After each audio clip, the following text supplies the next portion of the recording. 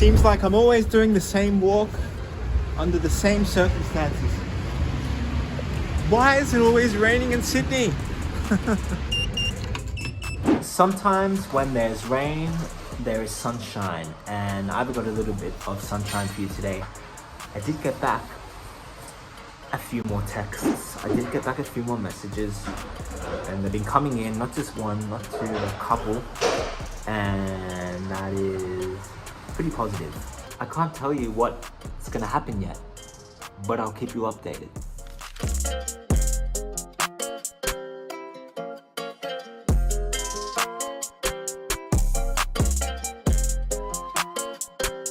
Alright. Let's get into story time. This is a story of how I got my first tryout in England. So, when I was 15 years old, I picked up this self-help book, and the self-help book called The Magic of Thinking Big really opened my eyes to my dreams and my goals and ambitions, and it spurred me on to have this dream of becoming a pro footballer. I had the vision, and then second, I read this book called Outliers, which explained to me the 10,000 hour rule. So I was training a lot, 20 hours a week. I had been training 20 hours a week for like 6 months, okay? And then I thought, all right, I want to try get a trial. I've been improving, I've been getting better, I've been doing all this training.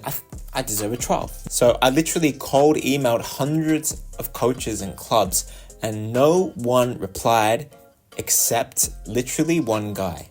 One guy. Because I was desperate to try get a tryout, I had to be inventive in ways I could make contacts, make all these connections, and cold emailing was literally the only way. I had to be inventive in the way I earned tryouts. And everyone told me it would be impossible, but I tried anyway. So I was literally crawling through every football club website in the English football pyramid, and I emailed every coach one by one by one. Dear Mr. Bridges, my name is Nick Humphries. I'm contacting you for a tryout for send that one and send that one. This was painstaking work, and no one replied except one.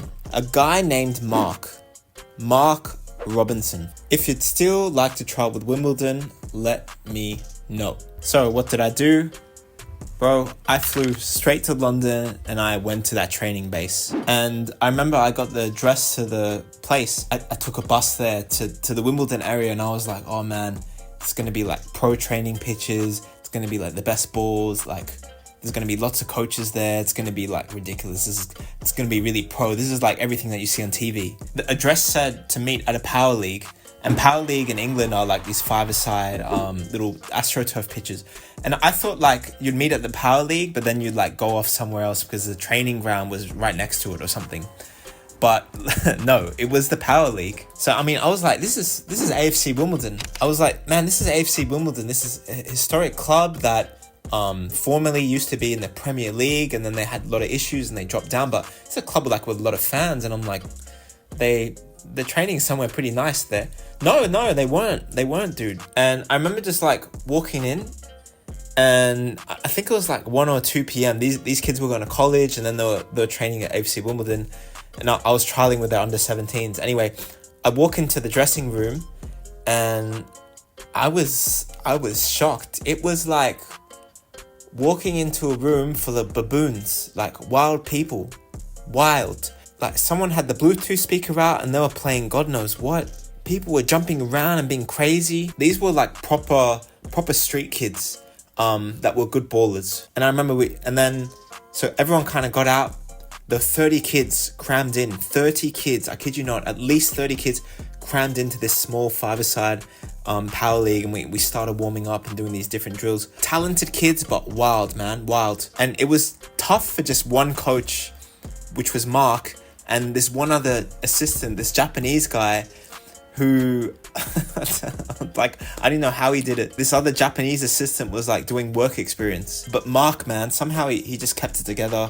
I trained there once.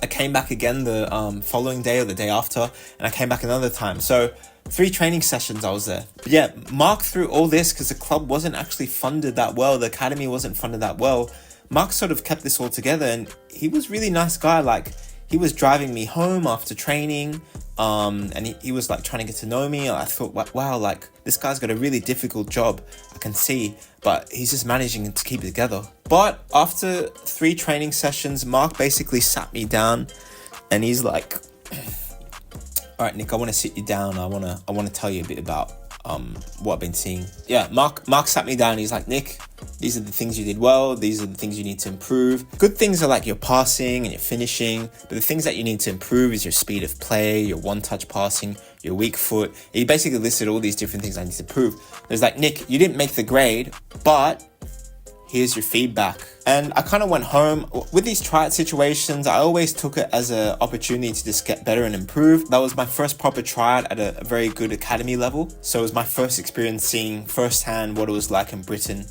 You know, much faster pace, 1 touch, 2 touch, a different game in England that I was not used to. So it was a really good experience for me. And then, you know, years passed before I ever heard of Mark again. And then I discovered that he actually became the first team manager of AFC Wimbledon. So he went from academy to the first team manager. He then later went on to Chelsea. Yep, he was the Chelsea under-23s coach. Wow. My favorite club, Chelsea, became the under-23s coach there. And just recently, he's back in League One, I think, with Burton Albion. League One, same league that Wrexham play in. So it'll be against Wrexham, it'll be against all these other famous British clubs. Guys, to become a coach in English football is ruthless. And the beautiful thing about Mark was, before becoming the Chelsea reserves coach, he actually was a stadium tour guide. Like, he was working in the stadium doing stadium tours.